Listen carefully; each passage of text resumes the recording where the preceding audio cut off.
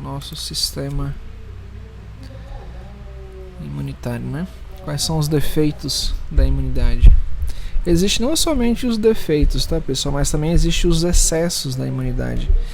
Imunidade de menos compreende enfermidades, imunidade de mais também compreende enfermidades, tá bom? Então isso é algo bastante interessante, né, que os defeitos da imunidade a gente vai ter aí as imunodeficiências. Agora, o que seria as imunodeficiências, né? A imunodeficiência, ela é uma falha, né, do sistema imune, na qual se origina a partir de uma resposta defeituosa. Ou seja, não existe uma resposta adequada para esse processo, né? Durante todo o processo do sistema imunitário, de alguma maneira acontece ali uma falha. Então essas falhas, elas induzem algumas infecções, tá? Mais adiante a gente vai ver que existe algumas enfermidades primárias, né, relacionadas aí com a deficiência da imunidade, e existe também algumas deficiências secundárias, tá bom? Bem, essas imunodeficiências também, de certa maneira, elas podem alterar uma determinada função, tá? Então, claro, se elas estão gerando ali algum tipo de enfermidade, de certa maneira também elas vão estar alterando uma determinada função de algum tipo de órgão ou algum tipo de tecido, tá bom? Mais adiante a gente vai falar um pouquinho sobre essas enfermidades. Bem, outra coisa, né, outra teoria aí é que produz um deterioro global da resposta imune. Claro, ela acaba fazendo um efeito bola de neve, né? Esse efeito bola de neve vai estar aí causando toda essa alteração, né, alteração global dentro da resposta imune. Uma dessas alterações, né, que a gente conhece bastante aí é o VIH-Sida, né, que é a síndrome da imunodeficiência humana. Bem, e a gente conhece a imunodeficiência, né, como um significado mais clínico, como qualquer alteração, né, que é produzida dentro do indivíduo que tem consequência o defeito grave de algumas funções imunológicas, né? A gente viu no início do semestre, né, algumas das funções, né, alguns dos sistemas que ajudam a fazer a parte do sistema imunitário. Então, de certa forma, ele acaba se deteriorando e causando aí as enfermidades, tá bom? Muito bem. Bem, as imunodeficiências não são de alguns tipos aí de defeito congênito adquirido no sistema imune, né? Bem, a principal característica, né, de um paciente com imunodeficiência, a gente pode encontrar aí nesse paciente geralmente infecções, né, repetidas, infecções, por exemplo, de garganta, infecções de ouvido repetida, infecções fúngicas, né, como principalmente candidiase, é bastante comum em pessoas que têm alguma imunodeficiência. Por quê? Porque ela está mais suscetível, né? Todo aquele fator de resposta imune que tinha antes aquele paciente, ele acaba que ele perdeu toda aquela eficiência, né? Então ele se tornou defeituoso. O sistema imunológico se tornou defeituoso, ele se tornou um vício, digamos assim, né? Ele se causou ali uma bola de neve que vai deteriorando um sistema, que deteriora o outro, que não deixa o outro funcionar adequadamente, né? E sempre ele vai estar trabalhando ali com uma espécie de resposta imune muito baixa. Então, esses pacientes geralmente eles têm repetições, né, nas infecções, seja bacteriana, fúngica ou até mesmo viral. Isso é algo bastante interessante que a gente consegue perceber aí nesse tipo de paciente, né? Então, as infecções, né, que ajudam a descobrir que parte do sistema imune está afetado, geralmente aí são a parte celular e a parte das proteínas do sistema imune. E aí a gente consegue identificar que esse paciente está acometido de alguma enfermidade. E é bastante interessante a gente ver que as enfermidades, por exemplo, o paciente que tem VIH-Sida, geralmente ele vai estar acometido sempre, tá, pessoal? Sempre. Quando vocês veem um paciente soropositivo, façam um rastreio de outras enfermidades também, principalmente tuberculose. Sempre. Mas é quase que uma regra. Todo paciente, tá? Todo paciente que tem HIV, tem SIDA, né, AIDS, hein? geralmente ele vai estar acometido também de tuberculose, tá bom? Por quê? Porque são as duas enfermidades, elas praticamente, a tuberculose ela é oportunista, né? Ela é oportunista. A pessoa ela passa ali um bom tempo ali com o micobactéria tuberculose alojado nos pulmões, porém não desenvolve nada. Mas quando a imunidade baixa, o que acontece? Acontece que ela tem uma sobreinfecção, né, dos bacilos de Koch e acaba aí desenvolvendo a tuberculose. Ela gera um paciente Combi positivo. O que é Combi positivo, pessoal? Na história clínica, quando vocês forem aprender história clínica, lá na história clínica tem antecedentes familiares, tem os antecedentes pessoais. E lá tem uma palavrinha que se chama Combi. Combi significa qualquer pessoa que já tenha tido contato nos últimos 10 anos com um paciente tuberculoso. Por exemplo, eu sou uma pessoa que sou Combi positivo. Por quê? Porque eu já tive pacientes que fazia tratamento de tuberculose, então eu já tive contato com um paciente tuberculoso, certo? Então eu sou um paciente Combi positivo. Quando é que é Combi positivo? Até um período de 10 anos, tá bom? Então foi o que? Em 2016, 2017 que eu tive o contato com esse tipo de paciente, né? Então tem aí 3 anos. Então eu continuo dentro da faixa etária de Combi positivo. Então na minha história clínica, se vocês forem escrever minha história clínica, vão perguntar: teve contato com algum paciente que já teve tuberculose? Já. Então eu já tive contato. Agora esse contato não é simplesmente um único contato, né, pessoal? É necessário ter um convívio. Então a gente meio que convivia. Eu era o único que ia fazer a medicação do paciente, né? Apesar de que depois que o paciente, olha só, depois que o paciente toma a primeira dose, tá, já não se torna mais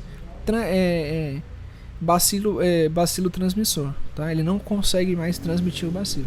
Mas eu tive contato antes dele iniciar o tratamento, né? Antes dos pacientes iniciar o tratamento, infelizmente eu tive contato. Então eu entro aí dentro da categoria de Combi positivo, tá bom? Então isso é algo interessante a gente perguntar para os pacientes, tá bom? Sempre. Fez o teste lá, fez o teste para HIV, deu positivo, faz um testezinho para tuberculose também. Claro, se ele tiver com flemas, né, por mais de 2 semanas, vai lá e faz o teste, tá bom? Para tuberculose. Então isso é algo interessante.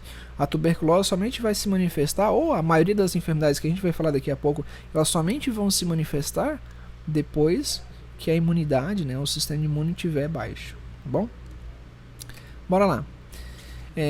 Existem os 2 tipos de imunidade, né, que a gente já conhece, a imunidade inata e a imunidade adquirida, a específica, tá bom? Aqui existe uma tabelinha com as infecções associadas às imunodeficiências, tá?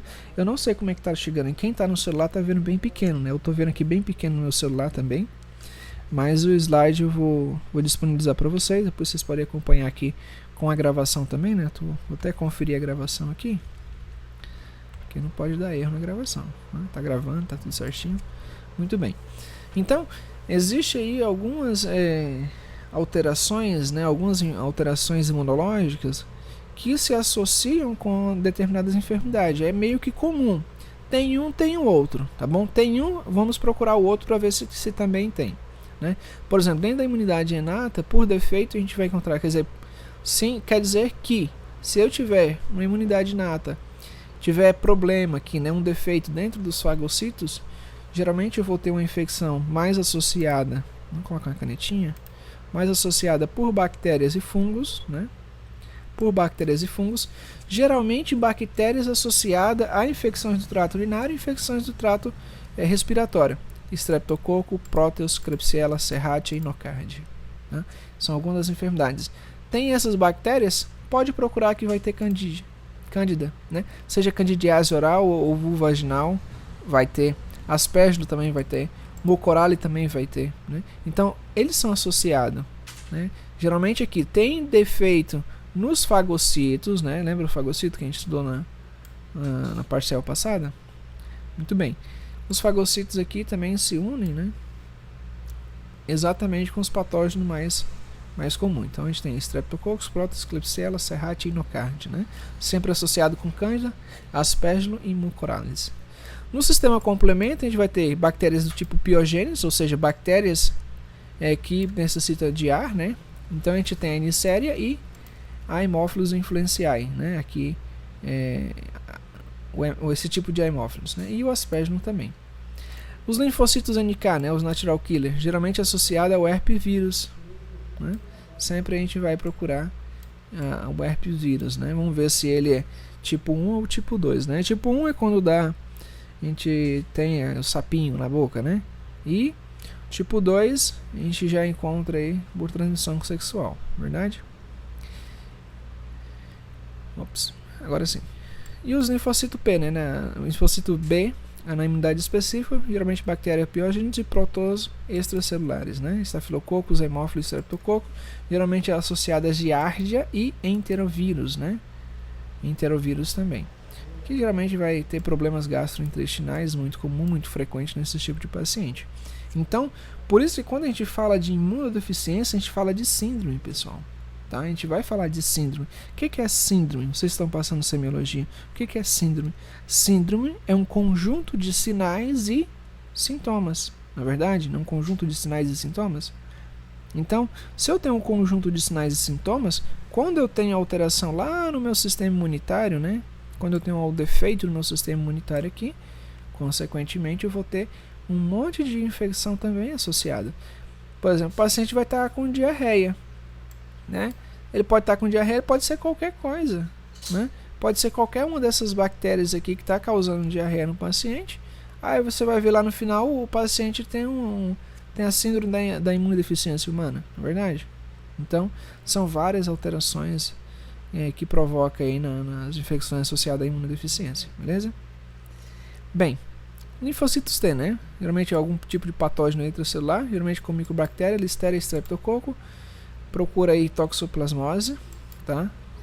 Criptospóreo e microspóreo, tá? Procura também aí citomegalovírus, herpes e parotidites, cândida, histoplasma, pneumocitos e citococos, tá? Vocês que passaram microbiologia aí estão mais familiarizados com esses nomes, não é verdade? Então, são vários acometimentos, né, em relação à imunodeficiência. Ou seja, todo paciente com imunodeficiência, quando a gente faz uma visita, por exemplo, uma visita hospitalar, e o paciente, geralmente os pacientes imunodeprimidos, né, que a gente chama assim imunodeprimidos, geralmente esses pacientes estão isolados, não é verdade? Lembra que esses pacientes vão ficar isolados? E quando a gente vai fazer a visita a esses pacientes, o que a gente faz? A gente não se protege, não coloca bata, luva, máscara, touca. Entra como um astronauta no quarto de isolamento desse paciente, não é verdade? Por quê? Porque simplesmente um simples contato, né, nosso com esse paciente, a gente pode estar levando alguma enfermidade, algum dessas bactérias, desses protozoários. Imagina uma giardia, né? Uma giardia ali que a pessoa, vamos supor que a pessoa foi lá, defecou e ficou sujo lá na mão lá, e foi lá e tocou no paciente, pronto, estava lá isolado, pensando, não morreu, vai ver, morreu de quê? Morreu de giardia. Eu falei, como assim morreu de giardia, né? Então, é o mínimo cuidado, aí você acaba matando o paciente, né?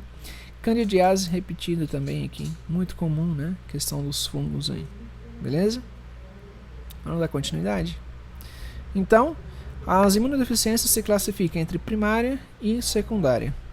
Alguma pergunta até aqui, pessoal? Quiser fazer algum comentário, vocês me escrevem que eu não estou escutando vocês, tá? Me escreve aqui que eu consigo ver aqui pelo celular, tá bom? Eu estou vendo vocês aqui pelo celular.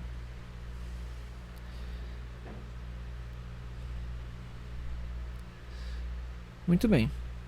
Se tiver pergunta, pode escrever que eu respondo aqui, tá? Nos comentários. Primária e secundária. Vamos lá? Bem, as primárias, né? As primárias sempre aí vai estar relacionada com algum defeito do desenvolvimento da maduração do sistema imune, né? Como a gente já viu lá no princípio. Algum dos tipos do sistema do complemento, o sistema que a gente viu do sistema inato, né? O sistema adquirido também. Isso se caracteriza, né, pela predisposição a enfermidades autoimunes, né? Geralmente a predisposição aí é algum tipo de predisposição autoimunitária, uma predisposição genética, né? Sempre vai ter uma questão de hereditariedade também. E é algo bastante interessante que a gente consegue perceber, né? Nessas enfermidades, verdade? E geralmente muito associado, né? Bastante associado aí às questões do sistema imunitário, também relacionado às questões cancerosas, né? As questões oncológicas, nas enfermidades oncológicas. Então é algo bastante interessante aí. Hoje em dia, minimamente, né, não é estudada como se deveria ser, mas espera-se que daqui mais um tempo, né, essa grande área que é a imunologia possa ser estudada com maior clareza, né? Existem muitas teorias, como eu já falei para você, existem muitas teorias. Essas teorias, muitas delas não chega a ser teoria. Teoria é aquilo que você consegue comprovar, né? Mas você chega a ter uma hipótese. A hipótese é aquela teoria que você não consegue comprovar. É aquela ideia que tu não consegue comprovar, não é verdade? Então, assim, algo interessante aí. Não sei para vocês. No futuro aí, algum de vocês entrar nessa área aí e começar a estudar bastante, não é verdade? Bem, e as enfermidades secundárias? As enfermidades secundárias sempre vai estar associada ou HIV ou não, tá bom? Quais que não são associadas ao HIV? Geralmente algum tipo de patologia sistêmica, né? Geralmente metabólica, infecciosa, enfermidades neoplásicas. Secundária é ação terapêutica, né? Interessante isso aqui, ó. Secundária e ações terapêuticas. Imunossupressores, corticoides. O que saiu hoje no jornal, pessoal? Vocês viram o que saiu hoje no jornal? Ontem, né? Desde ontem está sendo muito bem falado. A indicação de dexametasona no tratamento do coronavírus. Exatamente. Aí tu dá corticoide pro paciente, né? Geralmente tu quer ser aquele médico que quer ser o fodão. Tu quer pegar o paciente, dar um triapen para ele, uma bezetacil, aí tu coloca mais dexametasona. Tu vai matar o paciente. Quando é que tu vai matar o paciente? Tu vai causar uma imunodeficiência nesse paciente, tá? E o paciente vai ter lá na frente uma síndrome corticoide, por exemplo, né? Então é risco-benefício, tá, Aline? Só pra galera grave, exatamente, só pra galera grave, só os pacientes graves, a utilização de corticoide. Mas aí o leigo, ele vai na farmácia e vai se injetar de dexametasona. Ele vai se matar. Vai ficar com neoplasia, né? Vai desenvolver lá câncer, uma leucemia lá. Aí fica complicado. As células sanguíneas não vão ser produzidas. Não tem necessidade de comprar. Mas se a gente falar, o remédio que agora vai ser utilizado vai ser a dipirona. Acaba a dipirona da farmácia. A dipirona fica custando 50 mil reais. A comprimida. Beleza? AINES também, né? A utilização de AINES. AINES, né? Os esteroides não anabolizantes. Quais são os AINES? Vocês já passaram farmacologia? Passaram ou já estão passando? Acho que já passaram, né? Fármaco. Os AINES aí, o esteroide não anabolizante. Diclofenac, paracetamol, naxoproceno, AS infantil, né? E muitas outras drogas também, né? E geralmente aí, imunodeficiência classificada ao trauma, né? Geralmente aqui classificado, quando a gente fala de trauma, geralmente a gente vai estar associando aí, principalmente quando você chegar em técnica cirúrgica, em técnica não, vocês chegarem em cirurgia, tá? Vocês vão ver lá no ATLS. O ATLS é muito bacana vocês estudarem desde já o ATLS, tá? É um livro muito interessante, né? Tá na 10ª edição já. Quando eu estudei a nona. A 10ª tá com uns vícios de literatura agora, que tem umas divergências que o pessoal não vai concordando entre os cirurgiões e os traumatologistas lá dos Estados Unidos lá. Mas é algo interessante a se estudar. Geralmente a gente está associado aqui ao trauma. Quando a gente fala de trauma, dentro da imunodeficiência, quais são os órgãos linfóides aí que a gente estudou? A gente tem baço, né? A gente tem timo. Então, quando a gente fala de trauma, por exemplo, um acidente de trânsito, qual é o órgão mais acometido no acidente de trânsito quando o paciente está dentro de um veículo? Geralmente é o baço. O que acontece com o baço? O baço, ele se choca contra o volante. Ele estoura, ele rebenta. E aí? O que vai acontecer? Onde é que vai ser produzido meus linfocitos, né? Onde é que vai ser produzido meus linfocitos? Manda pra mim. Manda pelo celular. Tá? Então, é algo interessante. Cirurgia também, né? Tem grandes cirurgias aí que acaba, por exemplo, cirurgia de retirada de nódulos mamários e tudo mais. Quando tem câncer de mama, né? Vai lá e tira os nódulos, os gânglios axilares. Então você acaba diminuindo os locais de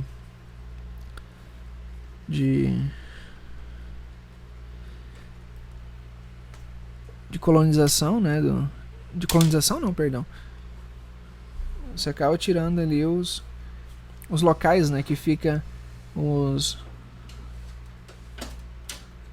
linfocitos, né? Eles ficam ali alojados, na verdade. Muito bem, o que mais? Estresse, né? Estresse, depressão aí.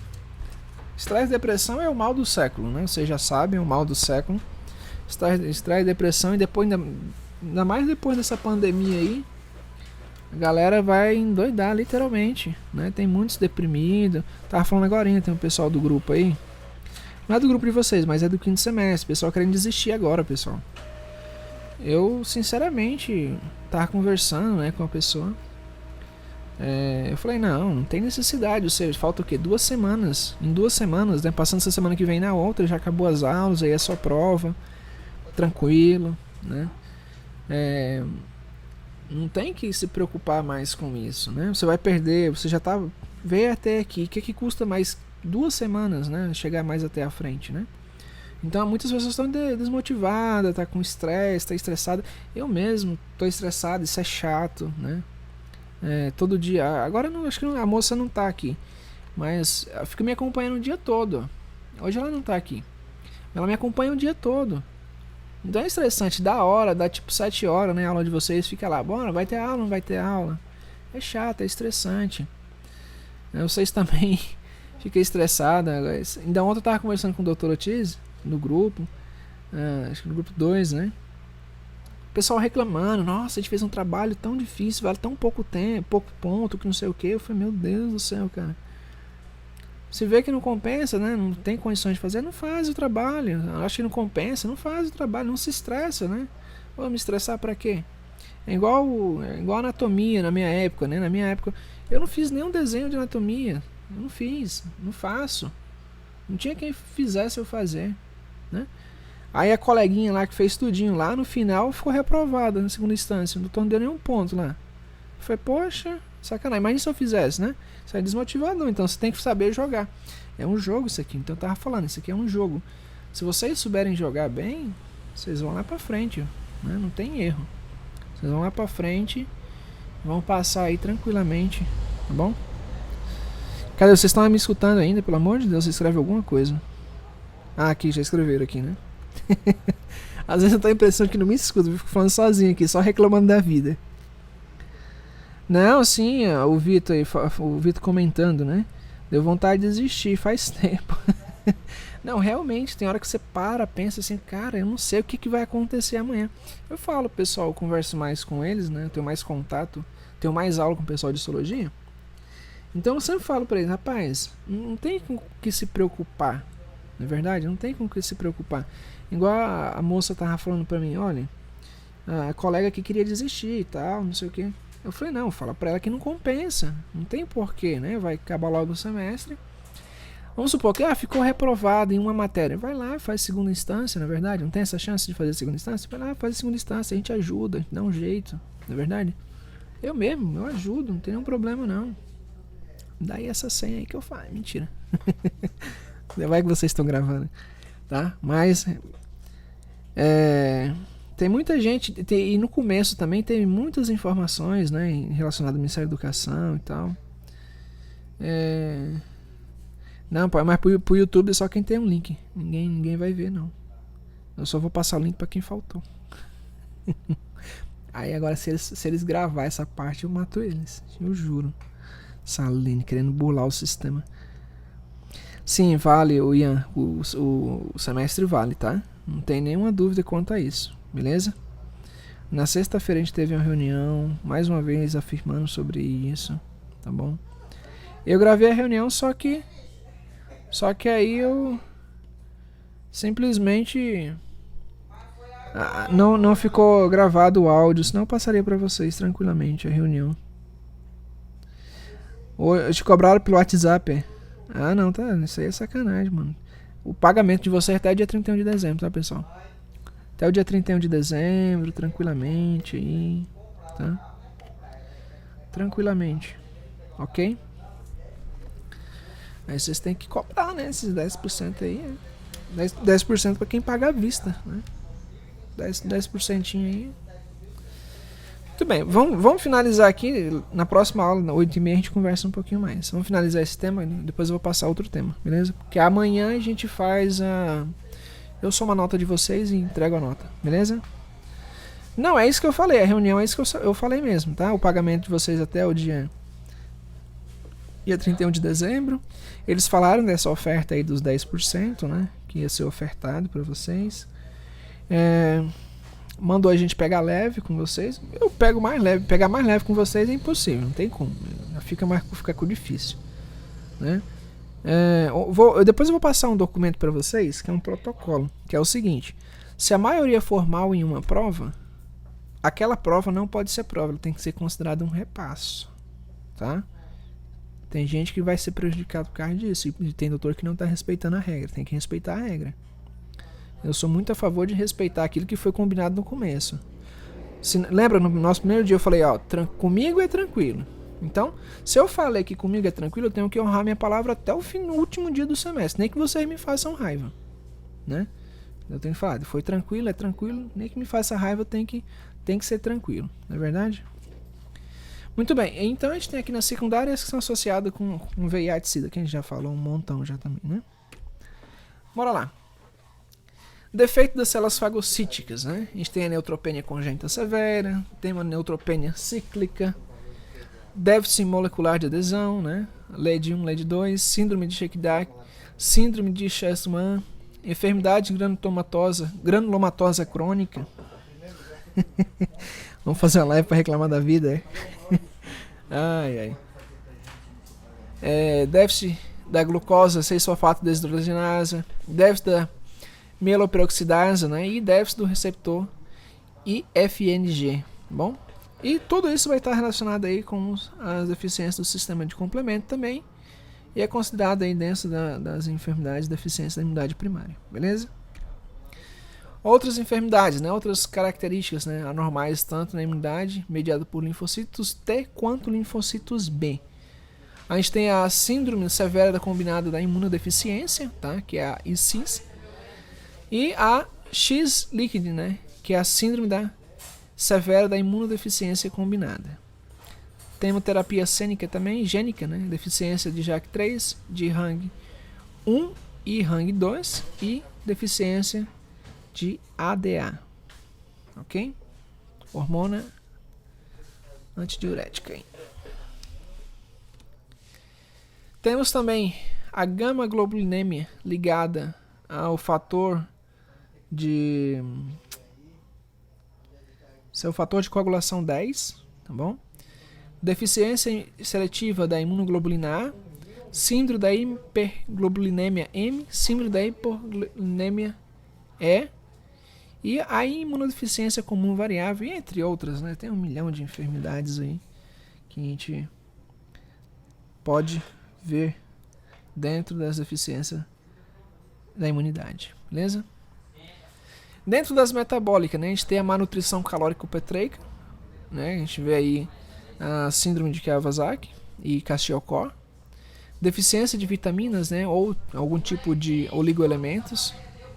Também tem deficiência de vitamina A, vitamina B, qualquer tipo de vitamina, tá? Deficiência vitamínica aí, de A a zinco, né? De A a Z aí. Qualquer uma das deficiências vitamínicas. Diabetes mellitus sempre vai estar associada, tá bom? Principalmente ali a diabetes mellitus tipo 1, tá? Que é insulina dependente. Enfermidades renais, enfermidades enzimáticas, tá? E a enteropatia perdedora de proteína. Infecciosa, a gente vai ter aí vírus, né? Bactérias, fungos e parásitos. Os vírus mais comuns aí, sarampo, tá? Ebola, citomegalovírus, herpes, tá? A hepatite B, hepatite A, hepatite C, influenza, rábia, rubeola também. As bactérias micobactérias tuberculose, né? Como eu já falei para vocês. As enterobactérias e enterotoxinas também. Vai produzir algum tipo de confronto aí gastrointestinal, hongos, né? Cândida e micobactéria histoplasma, parásito, histoplasma e hemoparásitos, né? Como Trypanosoma crucis também, Chagas, né? A gente já falou a questão do Chagas, hein? Também bastante interessante. E as enfermidades neoplásicas, né? Linfoma de Hodgkin e linfoma de non-Hodgkin, né? As leucémias também, ok? Sempre vai estar associado a algum tipo de patologia. Imunossupressores, né? Imunossupressores são drogas que acabam diminuindo a imunidade do paciente, tá? Então, como a gente tem aqui, ó, temos a ciclosporina, a tacrolimus, metotrexato, ciclofosfamida, corticoides, ARNs, imunoglobulinas, né? E drogas como anticonvulsivantes, tatidomina, aminoglucosídeos, né? E as tetraciclinas. Então a maioria das drogas aí que a gente toma, imagina um ARN, a gente toma praticamente diariamente aí, paracetamol, ibuprofeno, diclofenaco, uma dexametasona, né? Vai ali, joga a bola ali, o joelho fica meio comprometido, lá vai dexametasona, lá vai betametasona, não é verdade? Certo? Então todos esses medicamentos aí acabam sendo imunossupressor, ele acaba diminuindo a imunidade, ok? Muito bem. Agora, quando a gente pode suspeitar, tá? Aqui tem 10 passos aqui de como a gente pode suspeitar que tem uma imunodeficiência primária, né? Primeiramente, 8 ou mais infecções do ouvido em um só ano, 2 ou mais infecções de sinusite graves no ano, 2 ou mais meses tomando os antibióticos sem resultados, tá? 2 ou mais pneumonias em um ano, criança que não aumenta de peso e não cresce dentro dos parâmetros esperados, abscessos cutâneos profundos ou orgânicos recorrentes. Isso aqui, pessoal, os abscessos, eu já vi abscesso da gente fazer drenagem de 3 litros da perna. E você olha a perna, não tem nada. Faz ecografia, não aparece líquido. Mas na hora que enfiou o bisturi, o líquido sai. E um abscesso que não tem explicação. Você procura a causa e não tem uma causa aparente. A pessoa não tem tuberculose, não tem AIDS, não tem nenhuma outra enfermidade. Você busca e não tem. Quando você vai ver, é a imunodeficiência, né? Já são aí, precisa nos exames mais específicos. Tem alguém querendo entrar? Tem. Aí, ó. Nossa, atrasado aqui. Então, a gente tem aí, né, esses abscessos cutâneos. Aftas persistente, né, na boca ou em qualquer parte da pele depois de 1 ano de idade, não é comum. Necessidade de antibióticos intravenosos para aliviar infecções, também não é comum. 2 ou mais infecções profundas, né, bem próximas. E antecedente familiar de que tem, né, imunodeficiência primária também. Então aqui a gente tem 10 passos, né, 10, digamos assim, 10 suspeitas clínicas que a gente pode predizer, pode imaginar, suspeitar, pressupor, né, que nossos pacientes possam ter algum tipo de imunodeficiência primária, tá bom? Então, esse quadrinho aqui é bastante interessante, vocês procuram, tá? A decorar bastante esse quadrinho aqui. Eu tenho certeza que eu vou fazer bastante perguntas desse quadro aqui para a prova de vocês, tá bom? Principalmente a prova prática, né, de vocês, tá? Vocês me falaram sobre isso. Bem, como tratar a imunodeficiência, né? O principal objetivo aí é restabelecer uma resposta imune adequada, né? Principalmente fortalecendo, né, que o paciente, primeiramente, ele não tenha contato com pacientes infectados, é a primeira coisa. Então, por isso que a gente vai isolar o paciente que tem imunodeficiência, evitar o máximo de contato com esse paciente. Quando existir deficiência de fagocítodos ou complemento, né, administrar antibióticos ou antimicóticos, né, se for necessário, em requerer, claro, pode chegar até um transplante de médula óssea quando existe uma deficiência de adesão leucocitária, né. Se tem algum tipo de síndrome associada a micobactérias, né, utilizar os interferões de necrose tumoral. E deficiência de linfócito B, né, utilizar aí as imunoglobulinas administradas via endovenosa deficiência de linfócitos T, transplante de medula óssea. E se for congênito, a terapia gênica, né, para correção do gene.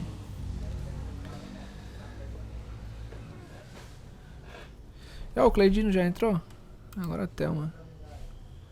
A Thelma entrou agora. Beleza. Bem, chegando aqui no final já da nossa aula. As infecções, né, dos leucocitos geralmente ocorrem no CD4, por o vírus, né, que produz um conjunto de alterações imunológicas, que assim pode dar lugar ao VIH-Sida, né? O sistema imune do indivíduo se deteriora profundamente devido a grande parte dos linfócitos CD4, linfócito C CD4+, desaparece, sendo incapaz de reacionar frente a outras infecções oportunistas. Logo assim, né, ele acaba sendo letal e acaba aí perdeu o ponto aí. Ele acaba sendo letal, ok? Geralmente aí quando é combinado com algum tipo de outra infecção, beleza? Bem, esse foi o tema que a gente viu, né? Os efeitos os efeitos da imunidade. Agora às 8h30, tá? Às 8h30 a gente fala sobre os excessos, beleza? A gente falou agora dos efeitos, daqui a pouco a gente fala sobre os excessos da imunidade, beleza? Ok, pessoal? Vamos dar uma pausazinha aí, enquanto eu faço aqui os meus informes aqui. Aí 8h30 a gente entra de novo, beleza? Combinado? Certinho? Beleza, pessoal. O link permanece o mesmo, tá? Eu não vou tirar esse link não, porque depois eu tenho que estar aceitando vocês. Vai permanecer o mesmo link aí, beleza?